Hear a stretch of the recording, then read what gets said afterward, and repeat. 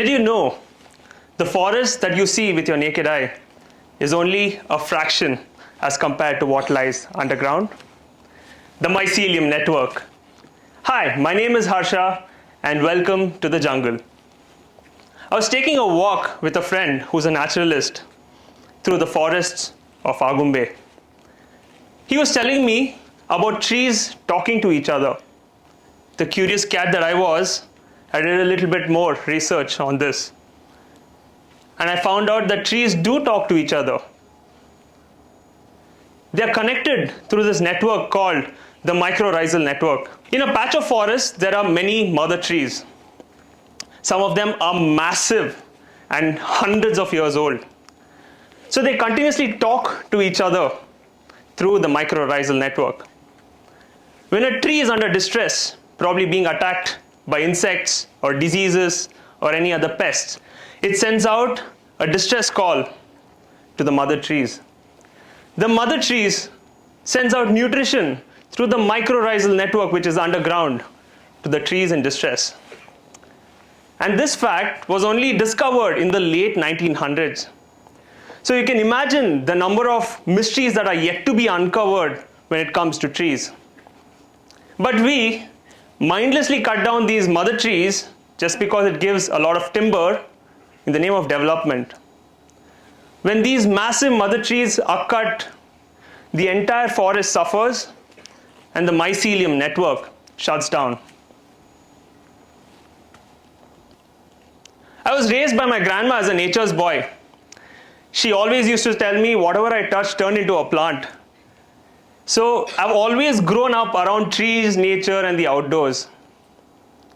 Especially in the last 1 decade, I've been into the whole outdoor adventure space.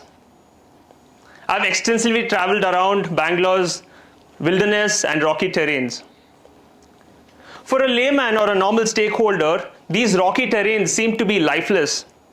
But when you look closely, there are thousands, if not millions of birds and animals dependent on these scrub ecologies. Also over the last decade, I've seen the very outdoors that I hold so close to heart being destroyed in the name of development.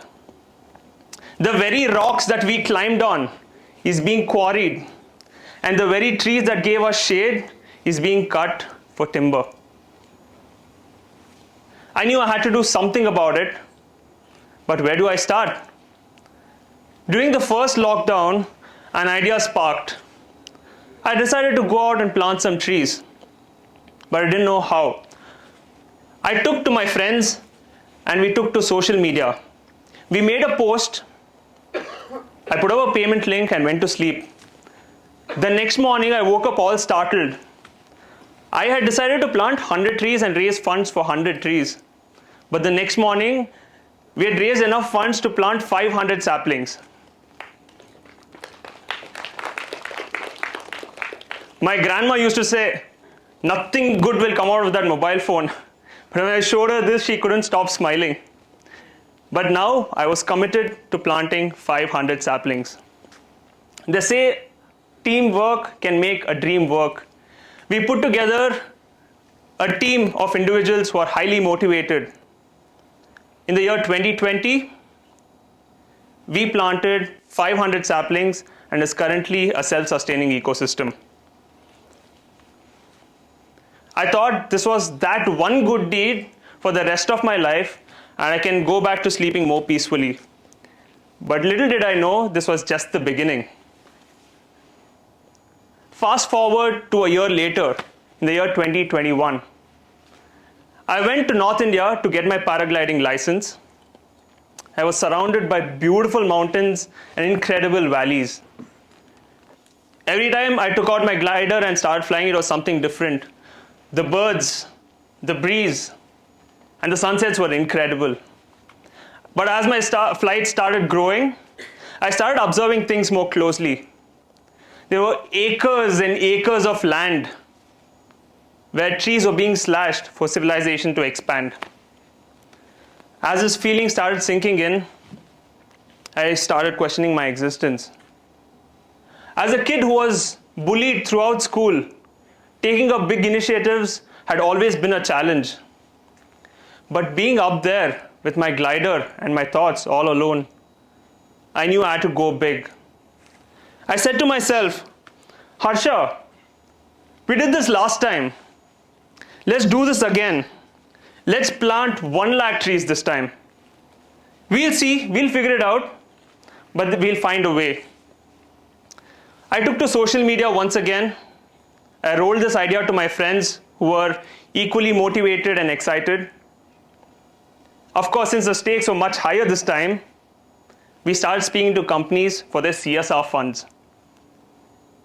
Through Green Garage and hands-on CSR, we are already halfway there. We were able to raise funds for 50,000 saplings, and my team is planting it right now as I speak. From a point in the lockdown, a guy who was extremely frustrated, to ideating to plant 100 saplings, to now planting 1 lakh saplings, anything is possible. If I could do it all by myself, just imagine what all of us can do together. Here's an interesting fact. In the late 1970s, Bangalore's tree population, that is the green cover, was at 68%. 68%. Fast forward to 2022, we are left less than 3%. It is said that every tree absorbs close to 20 kilos of carbon emissions every year. And it is also said that for every person, 7 trees are required for life. As you all know, according to BBMP's survey of people population, we are a population of 1.3 crore people in Bangalore. And Bangalore's tree population is approximately 4 crores. So what's the ratio? 1:4. We are way off the mark of 1:7. Probably our plantation will help bring up this number. Since we are planting 1 lakh trees, we estimate when the trees are mature, we'll be absorbing close to 20 lakh kilos of carbon emissions every year. It is also said that by 2050, most of our waterways will be polluted and be undrinkable if we don't start working on it right now. We are a team of highly motivated individuals ready to get down and get our hands dirty. But we need all the help we can get because we need to reverse all the things that have already happened. We have started lake restorations, forest restorations, plantation drives, and conservation activities. When it comes to plantation drives, we don't just plant the trees and leave. We plant them, water them, give them nutrition, give them support that they need to self-sustain for the next couple of years. We need people like you, which is the need of the hour. You might think, is this even a career? Trust me, it can definitely put food on your table. It is a highly gratifying job, and I can tell you I'm living proof of it. Here's an example, or rather a story. You know the Amazon forest? The Amazon forest is in critically short supply of this element called the phosphorus, which is a key element for forests to grow. Where does it get it from? Thousands of miles across is the Saharan desert. The dust rises into the atmosphere and is blown thousands of kilometers back into the Amazon basin where the dust is deposited. This dust has the element phosphorus.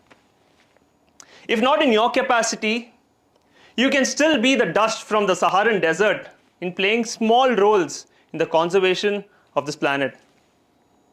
If we can all promise ourselves to plant 7 saplings and care for them until they self-sustain, we can add a great deal of development of this planet.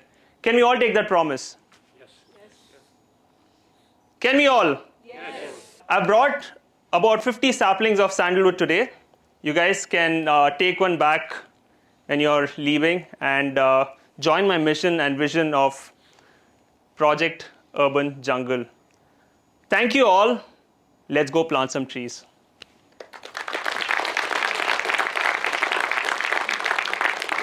Thank you.